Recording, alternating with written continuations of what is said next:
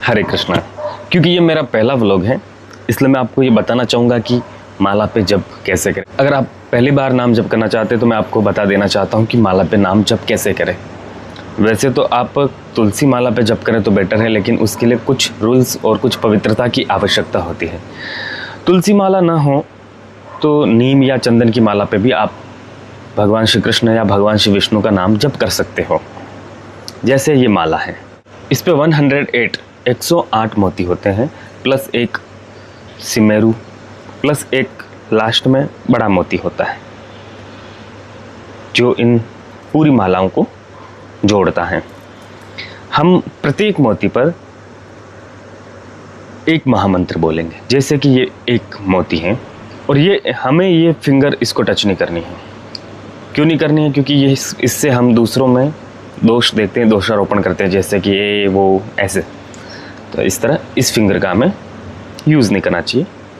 और भी कोई कारण हो सकते हैं शास्त्रीय, लेकिन हमने गुरु शिष्य परंपराओं से सुना है तो हम इसको यूज़ नहीं करेंगे। तो इस तरह हम माला को पकड़ेंगे।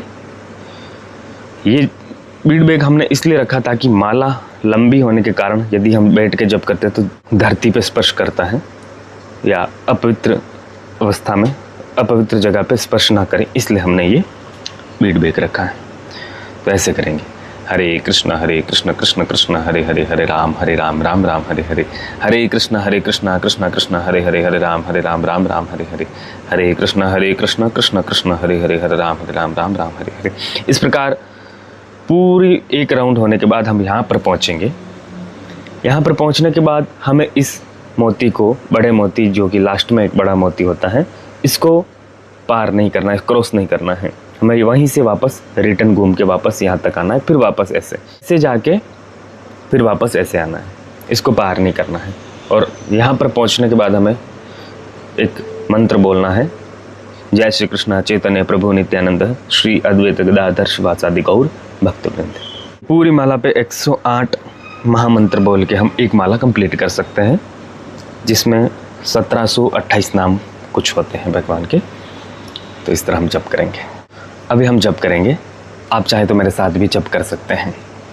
हरे कृष्ण कृष्ण कृष्ण हरे हरे, हरे राम राम राम।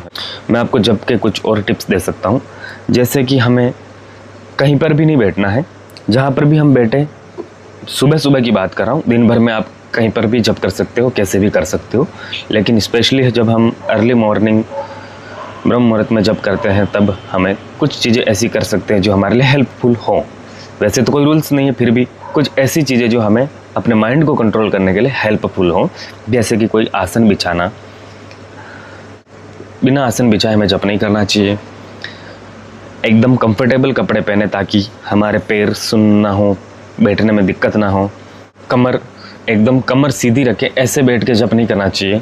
ऐसे बैठ के करेंगे तो नींद आने के चांसेस हैं। और जब शुरू करने से पहले हमें 5-6 गहरी सांस ले लेनी चाहिए, जिससे माइंड थोड़ा रिसेट हो सके और नींद भी उड़ सके। और रात को अधिक ना खाएं। अगर पाचन में प्रॉब्लम है तो अधिक खाने से खाना भरा रहता है पेट में, तो हमें नींद आने के चांस रहते हैं, फिर आलस आता है और फिर जप में मन नहीं लगता है। दूसरे शब्दों में हमें सुबह खाली पेट ही रहना चाहिए। रात का खाया हुआ हमारे पेट के अंदर ना रहे। हम ऐसी चीज़ें ना खाएं जिससे हमारे पेट में खाना पचे ही ना और भरा रहे। इससे हमें नींद आएगी, आलस आएगा। खाली पेट रहेगा तो सुबह नींद आने का कोई चांस नहीं। भले ही नींद कम भी हुई हो, वो आँखों पे जलन करेगी, लेकिन हमें आलस नहीं आएगा। तो इस तरह आप बैठ के कमर सीधी रख के और गहरी सांसों द्वारा जप करेंगे तो उससे भी नींद में प्रभाव पड़ता है, नींद नहीं आएगी। इस तरह बैठ के